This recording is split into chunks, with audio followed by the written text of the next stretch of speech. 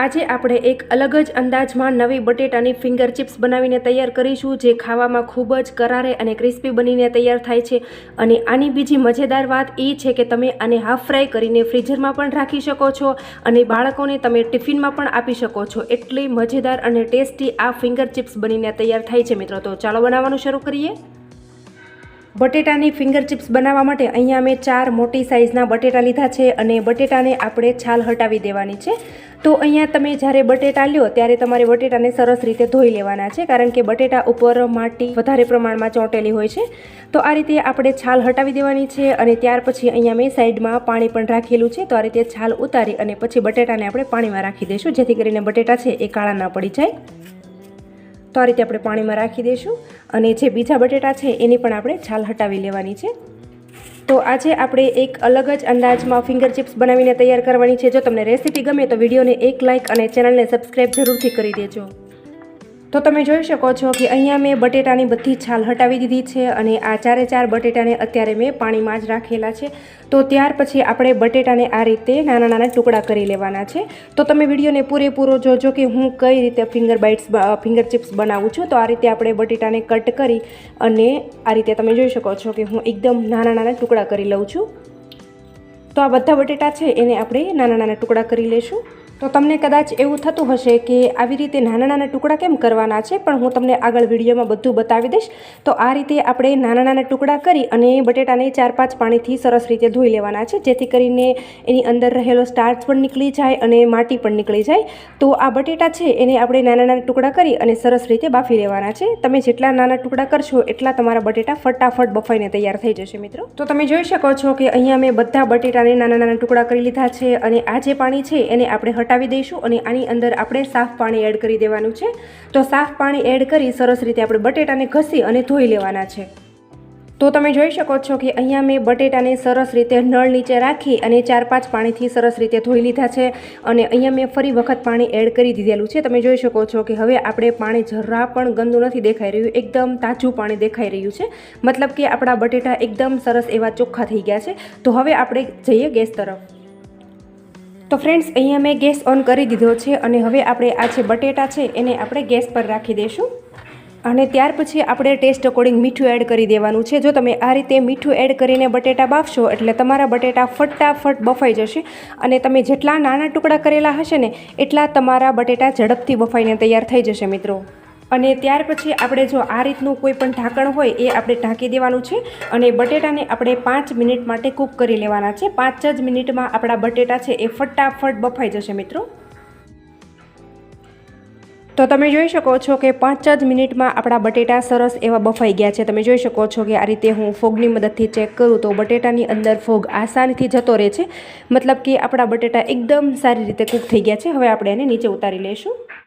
તો જુઓ ફ્રેન્ડ્સ, ત્યાર પછી અહીંયા મેં ફોગ લીધેલો છે અને ફોગની મદદથી આ રીતે આપણે બટેટાને સરસ રીતે મેશ કરી દેવાના છે। તમે અહીંયા મેશરની મદદથી પણ મેશ કરી શકો છો।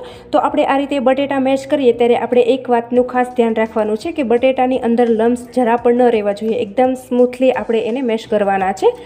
તો આ રીતે કાંટા ચમચી અથવા કોઈ મેશર લઈ અને તમારે બટેટાને સરસ રીતે મેશ કરી દેવાના છે। તો તમે જોઈ શકો છો કે અહીંયા આપણા બટેટા સરસ એવા બફાઈ ગયા છે એટલે આસાનીથી એ મેશ થઈ જાય છે। તમે જોશો કે આ રીતે હું ચમચીની મદદથી કરું તો પણ સરસ એવા મેશ થઈ જાય છે, એકદમ સ્મૂથ આપણો બટેટાનો માવો બનીને તૈયાર થઈ ગયો છે। તો હવે આ રીતે આપણે સરસ રીતે બટેટાને મેશ કરી લઈશું। તો તમે જોઈ શકો છો કે અહીંયા મેં બટેટાને સરસ એવા મેશ કરી અને સરસ માવો કરી દીધો છે। તો હવે આપણે બટેટાના માવાને સાઈડમાં કરી દઈશું ઠંડો થવા માટે અને ત્યાં સુધી આપણે આગળની તૈયારી કરી લઈશું। તો અહીંયા મેં પૌવા લીધેલા છે, આ ચોખાના પૌવા છે। તમારા ઘરમાં જે પણ જાડા પતલા પૌવા હોય એનો તમે ઉપયોગ કરી શકો છો। તો તમારે અહીંયા આપણે જે ચોખાના પૌવા આવે એનો જ ઉપયોગ કરવાનો છે। તો આ જે પૌવા છે એનો આપણે મિક્સર જારની અંદર એડ કરી અને પાવડર કરી લેવાનો છે। તો અહીંયા મેં પૌવાને મિક્સર જારની અંદર એડ કરી દીધા છે। ઢાંકણ ઢાંકી અને આપણે સરસ એવો પાવડર કરી લઈશું। તો તમે જોઈ શકો છો કે અહીંયા મેં પૌવાને મિક્સર જારની અંદર સરસ એવા પીસી લીધા છે। તો અહીંયા આપણે એકદમ સરસ એવો જેવી રીતે આપણે રવો હોય ને બિલકુલ એ રીતનો આનો પાવડર બનીને તૈયાર થશે મિત્રો। તમે જોઈ શકો છો કે સરસ એવો આપણો પૌવાનો ભૂકો થઈ ગયો છે। તો હવે આપણે બટેટા તરફ જઈએ। તો અહીંયા મેં બટેટા લઈ લીધા છે અને બટેટાની અંદર આપણે જે આ પૌવાનો પાવડર છે એને આપણે નાખી દેવાનો છે। અને હવે ત્યાર પછી આપણે આની અંદર મસાલા કરી લેવાના છે. તો અહીંયા અત્યારે મેં હાફ ટીસ્પૂન જેટલું મીઠું લીધેલું છે, તો એ એડ કરી દઈશું. અને જુઓ ફ્રેન્ડ્સ, ત્યાર પછી અહીંયા આપણે થોડા ચીલી ફ્લેક્સ એડ કરવાના છે. તમે થોડા ચીલી ફ્લેક્સ એડ કરશો એટલે એનો ટેસ્ટ ખૂબ જ સરસ એવો આવશે. અહીંયા જો તમને તીખું ન ભાવતું હોય તો તમે ચીલી ફ્લેક્સને સ્કીપ પણ કરી શકો છો. તો અહીંયા આપણે મીઠું છે એ ખૂબ જ ધ્યાન રાખીને એડ કરવાનું છે, કારણ કે આપણે જ્યારે બટેટા બાફા મૂક્યા ત્યારે પણ મીઠું એની અંદર આપણે એડ કરેલું હતું. તો ધ્યાન રાખીને એડ કરવું, કારણ કે આજે આપણી ફિંગર ચિપ્સ છે એ ખારી ન થઈ જાય એનું આપણે ખાસ ધ્યાન રાખીશું. તો જુઓ ફ્રેન્ડ્સ, આ નાસ્તાની મજેદાર વાત એ છે કે ઘરમાં રહેલા ઇન્ગ્રીડિયન્ટ્સમાંથી આ નાસ્તો ફટાફટ બની જાય છે અને અહીંયા આપણે વધારાના બીજા કોઈ જ મસાલા એડ કરવાની જરૂર રહેતી નથી. તો અહીંયા તમારે જો થોડા ધાણા એડ કરવા હોય તો તમે કરી શકો છો, પણ મારી પાસે અત્યારે ધાણા અવેલેબલ નહોતા એટલા માટે હું ધાણા સ્કીપ કરી રહી છું. અને આ રીતે આપણે હાથની મદદથી સરસ રીતે મસળી અને જેવી રીતે આપણે રોટલીનો લોટ બાંધીએ ને બિલકુલ એવી રીતે આપણે લોટ બાંધી લેવાનો છે.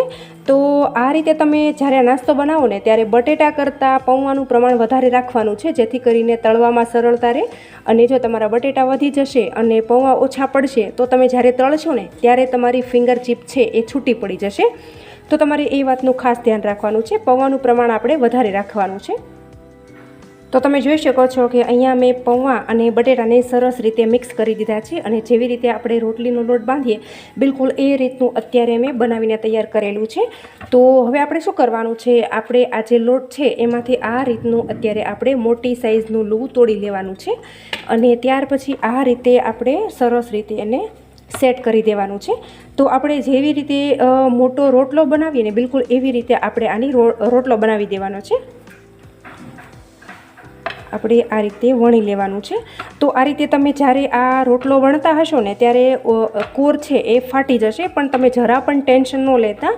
આપણે આની અંદર પૌવા એડ કરેલા છે ને એટલા માટે થોડું ફાટશે, પણ આપણે જે કોર છે એને આપણે કાઢી લેવાની છે અને કોર છે એને પણ આપણે ફેંકવાની નથી, એને પણ આપણે ઉપયોગમાં લઈ લેવાની છે.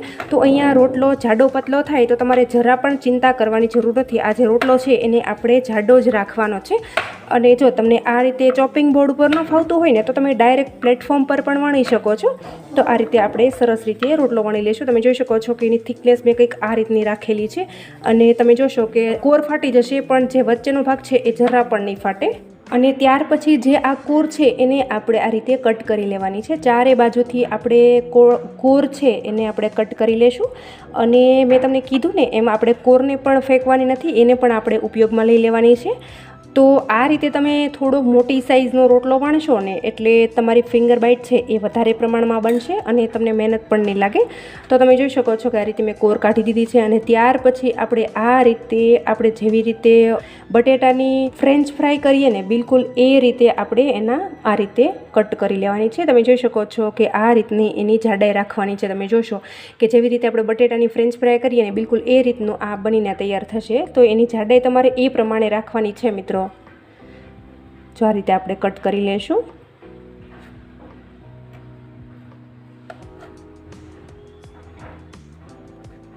તો મિત્રો તમે માનશો નહીં, આ નાસ્તો એટલો ટેસ્ટી બનીને તૈયાર થાય છે ને કે વાત જ ના પૂછો. તમારે જો બાળકોને ટિફિનમાં આપવો હોય ને તો પણ તમે આપી શકો છો.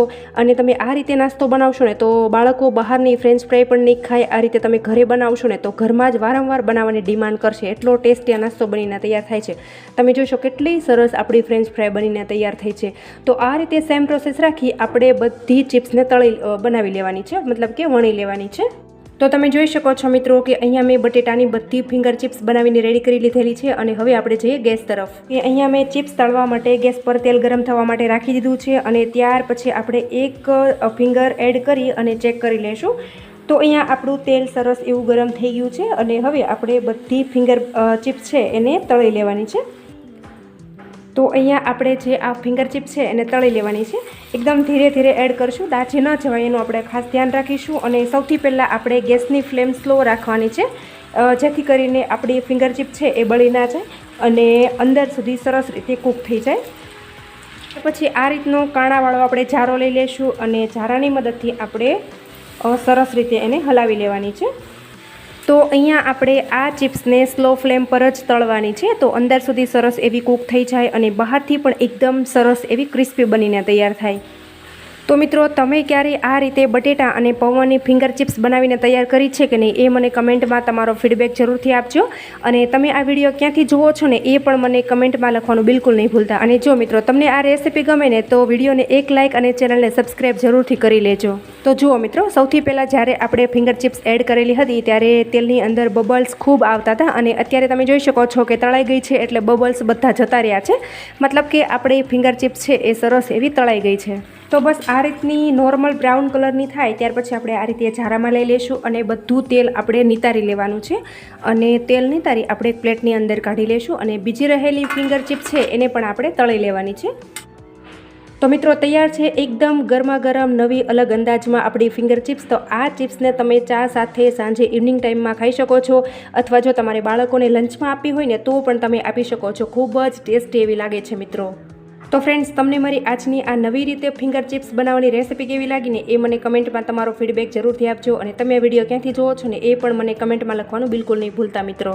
તો આશા રાખું છું કે તમને મારો આજનો આ વિડીયો ખૂબ જ પસંદ આવ્યો હશે. અને જો તમને પસંદ આવ્યો હોય ને તો તમારા ગ્રુપમાં શેર કરવાનું બિલકુલ નહીં ભૂલતા. અને હજુ સુધી તમે મારી ચેનલ ઉપર નવા છો અને ચેનલને સબસ્ક્રાઈબ નથી કરીને તો બાજુમાં રહેલી ઘંટી દબાવી તમે મારી ચેનલને સબસ્ક્રાઈબ કરી લેજો, જેથી કરીને આવા અવનવા વિડીયો લાવો ને મિત્રો એની નોટિફિકેશન તમને જલ્દી મળી જાય. Thanks for watching my video. આવજો, ફરી મળીશું એક આવા નવા વિડીયો સાથે.